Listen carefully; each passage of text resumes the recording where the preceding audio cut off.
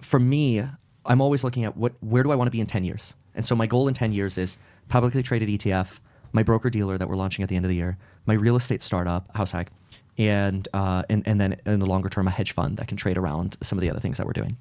Our deficit will destroy the economy the day we stop innovating. As long as we continue to innovate, the debt doesn't matter at all. It matters zero, because our $24 trillion economy, after when AI actually like gets its groove in and actually creates money, give it 10 years, right? Our $24 trillion economy will be laughable because we'll be at a $100 trillion economy. And then we'll look back and we'll go, oh, but we've got 25 trillion debt. So now we have a quarter. And then debt what to if? GDP. And then what if the population declines? So it's a richer population. So it's unfortunate to say that because there is population decline. How many kids do you think you're planning on having? All of them. As many as possible. Yeah.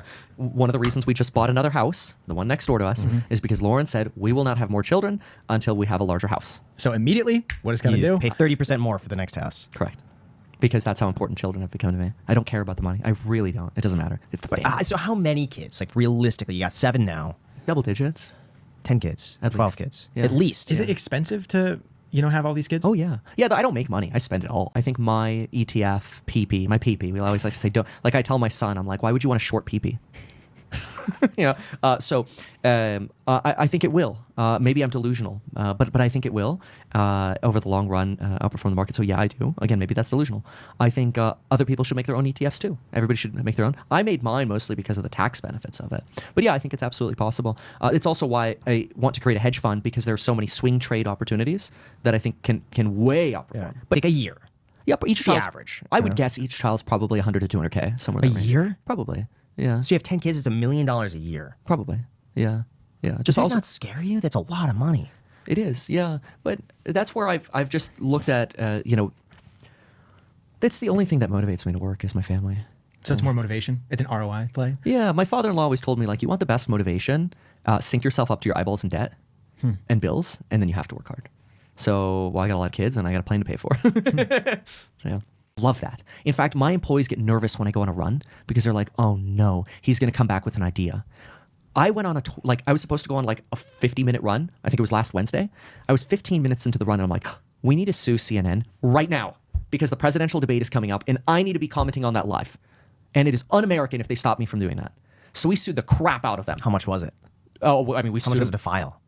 Oh, like $1,500. So it's not about the money. It was that I needed to air.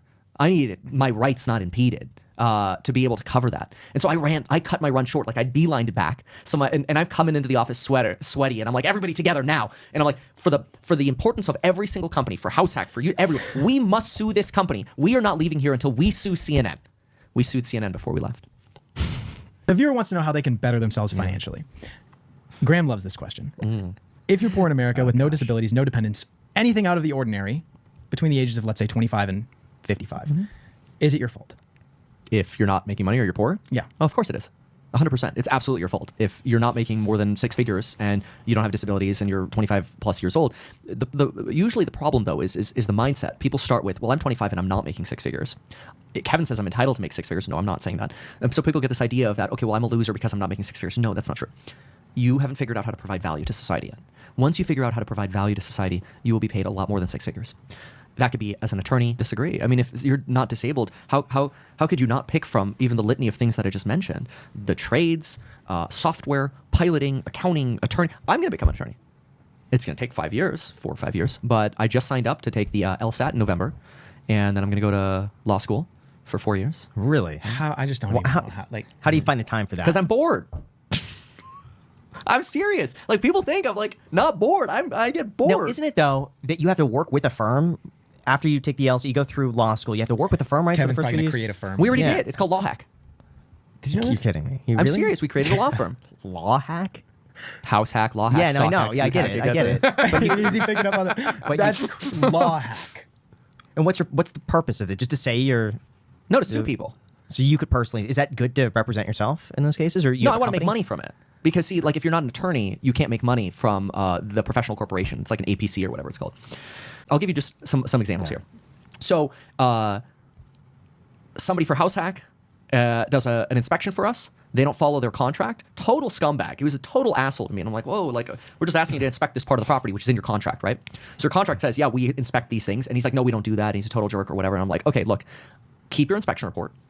I'll pay you half, but I'm not paying you $5,000. I'll pay you $2,500. I don't even want your report. I don't trust you because you're not even following your own agreement.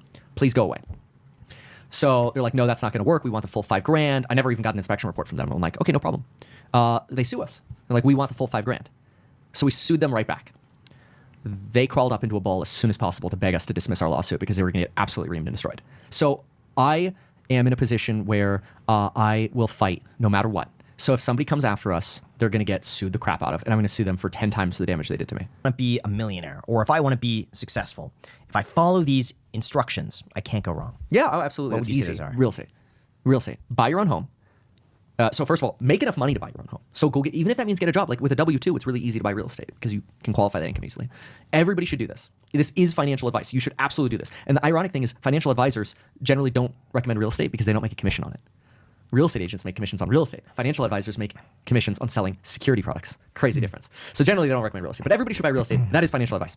Everyone should buy real estate. And the reason for that is when you own a home, you're investing in American real estate. You should invest in ideally a higher cost of living area where that will appreciate where jobs are. So don't buy in the middle of nowhere where the town's going to go bankrupt, and then keep buying real estate. Buy as much real estate as you can. As soon as you get to 4 properties, you're going to retire a millionaire. I'm convinced of it. Now, this is not personalized financial advice, so SEC, don't sue me, bro. But for broad financial advice, everybody should buy real estate. Get to 4 properties, hold them forever, never sell. Even today, at today's interest rates, at today's prices, where it's cheaper to rent. Yep. Because your competition will make it so that you'll never own real estate. I think what I'm also very sad about is I think people are always like, oh, I wonder what it'd be like to live in the future. I actually think for a person like me, the future would be very miserable because I think in 100 years, I couldn't do wedge deals in real estate. Like algorithms would be doing it. I don't think I could launch this broker-dealer service because it would all exist. Like all the innovation would already exist that I could possibly make a difference on. And then the next levels of innovation are going to be things like rocket ships. Dude, I can't start a rocket startup. I can start a real estate startup. I can start a broker-dealer startup. I can't start a rocket ship startup or a robotic startup. I don't have the money.